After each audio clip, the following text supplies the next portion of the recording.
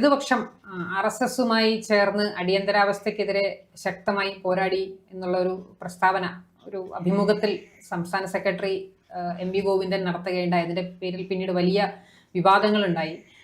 ഒരു കാലത്തും RSSുമായി ചേർന്ന് ഒരു ബന്ധവും ഉണ്ടായിട്ടില്ല, ഒരു സമരവും നടത്തിയിട്ടില്ല എന്ന് മുഖ്യമന്ത്രി പിണറായി വിജയൻ തന്നെ തിരുത്തി പറഞ്ഞു. അടിയന്തരാവസ്ഥയ്ക്കെതിരെ CPM പോരാടിയത് ഒറ്റയ്ക്കാണ്, അത് ഒറ്റയ്ക്കുള്ള ഒരു പോരാട്ടമായിരുന്നു, അല്ലാതെ ആരുമായും കൂടിച്ചേർന്നൊന്നും സമരം ചെയ്തിട്ടില്ല എന്നുള്ളതായിരുന്നു മുഖ്യമന്ത്രിയുടെ ഒരു ന്യായീകരണം. രാഷ്ട്രീയമായിട്ട് ഭാരതീയ ജനസംഘവും Marxist party, communist party, Marxist CPIM എന്ന് പറയുന്ന പാർട്ടിയും തമ്മിൽ ഒന്നിച്ച് പ്രവർത്തിച്ചിട്ടുണ്ട്. അത് ഈ അടിയന്തരാവസ്ഥയിലല്ല. 1970 കാലഘട്ടത്തിൽ കേരളത്തിൽ NGOമാരൊരു സമരം ഉണ്ടായിരുന്നു. ആ സമരത്തെ സഹായിക്കാൻ വേണ്ടിയുള്ള ഒരു സംയുക്ത സമരസമിതി ഉണ്ടാക്കി.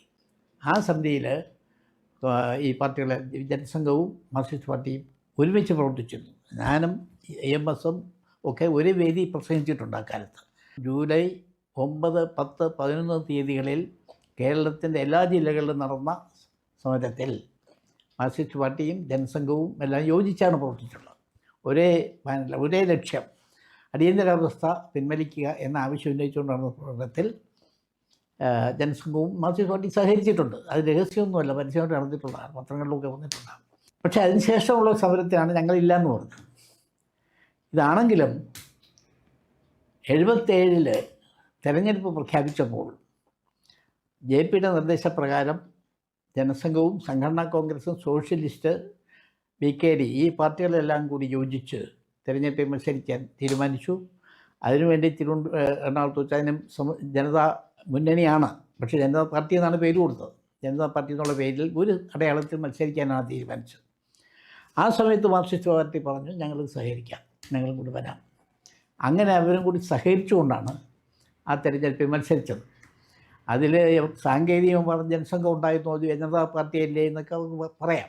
പക്ഷെ അന്ന് ജനതാ പാർട്ടി എന്ന് പറഞ്ഞെങ്കിലും ജനസംഘവും സോഷ്യലിസ്റ്റ്, സംഘടനാ കോൺഗ്രസ് ഈ പാർട്ടികൾ നിലവിലുണ്ട്. അത് പിരിച്ചുവിട്ടിട്ടില്ല. അത് പിരിച്ചുവിടുന്ന പിന്നെയും അതായത് 77 ഇലക്ഷൻ കഴിഞ്ഞിട്ടാണ് പിരിച്ചുവിടുന്നത്. ആ ഇലക്ഷനിൽ ഈ പാർട്ടികൾ പങ്കാളികളായിരുന്നെങ്കിലും അതിലുള്ള ഓരോ പാർട്ടിയുടെയും വ്യക്തിത്വം നിലനിർത്തിയിരുന്നു.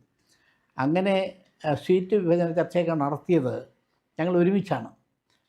അതിൽ ഞാൻ പങ്കെടുത്തിട്ടുണ്ട്, EMS പങ്കെടുത്തിട്ടുണ്ട്, ഈ VS അച്യുതാനന്ദൻ പങ്കെടുത്തു,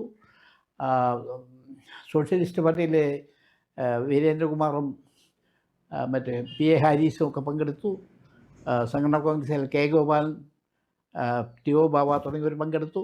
അങ്ങനെ ഞങ്ങളെല്ലാം ഒന്നിച്ചിരുന്നാണ് സീറ്റ് വിഭജന ചർച്ച നടത്തിയിട്ടുള്ളത്. അവിടെ സഹകരിച്ചില്ല എന്ന് പറയുന്നത് എങ്ങനെയാണ്?